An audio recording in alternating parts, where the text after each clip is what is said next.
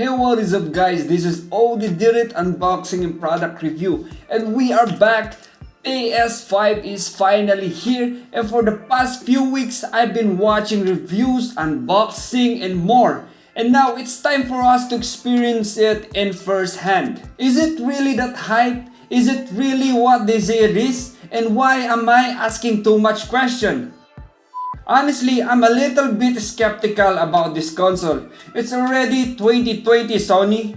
I'm expecting smaller consoles. Maybe smaller than the PS4 Slim. But here we are with this PlayStation 5.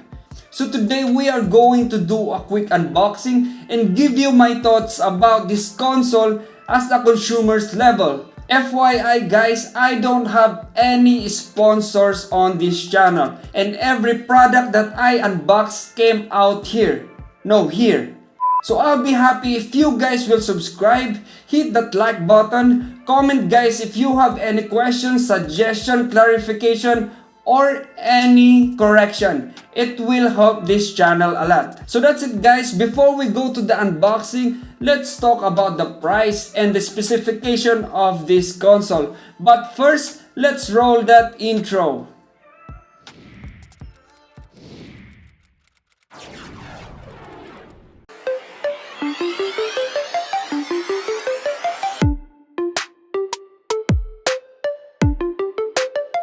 PS5 or the PlayStation 5 was released November 11 or 19, 2020 with the retail price of $499 for the standard version and $399 for the digital version. The PS5 standard edition has a weight of 4.5 kg, width of 15.4 inches, height of 4.1 inches with a depth of 10.2 inches. You may be wondering what are the difference between the two.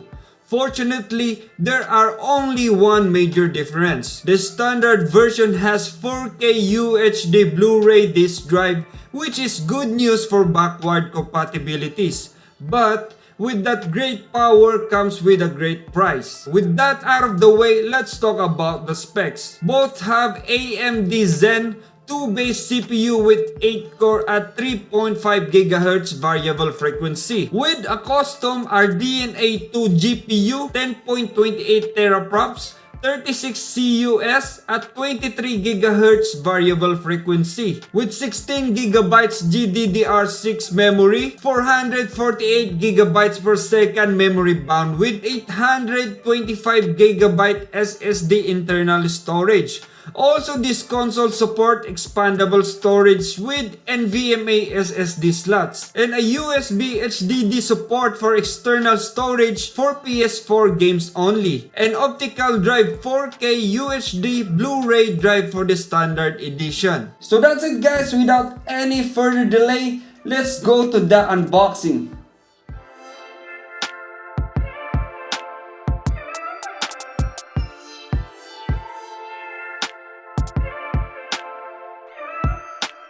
Inside the box is we have documentations. We have the warranty card and quick manuals. Second is we have the DualSense wireless controller.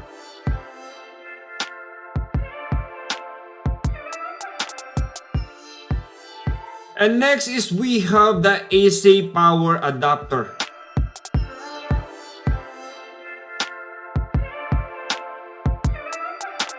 Also, we have here the USB-C to USB-A adapter.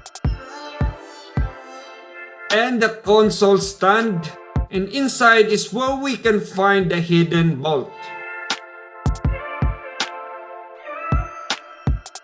Next is the HDMI cable.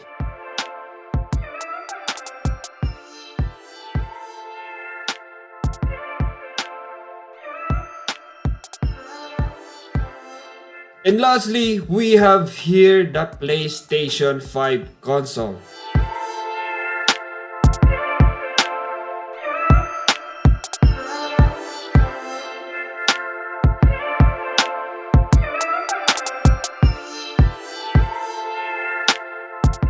Let's go over the ports and buttons. In front, we have the on and off button to power the device, aligned with the Blu-ray disc ejector button. Also in front of the device, we have the high-speed USB-A and a USB-C port. And lastly, the 4K UHD Blu-ray disc drive for the standard version only. And at the back, we have a 2 super speed USB-A with a transfer speed of 10 GB per second, a Ethernet for faster internet connection, HDMI, and lastly, the AC figure 8 input. One of the key features of this device is built-in Wi-Fi 6. 250% faster than the current Wi-Fi 5. As an occasional gamer and a guy who came from a regular PS4, my thoughts are, it is worth the upgrade. A huge jump from a regular PS4 because of its system, power, and newly designed controller. It opens a whole new experience for gaming. It is a new level of gaming indeed. However, for me, PS4 are still a great choice, and it can still handle games from the store without any problem. Nowadays, a 4K 120Hz TV are costly, and with limited games available from the library to support the new PS5 controller. Moreover, the price is insanely high due to the increase of demands. I'd say, just wait, maybe a couple of months. So that's it guys.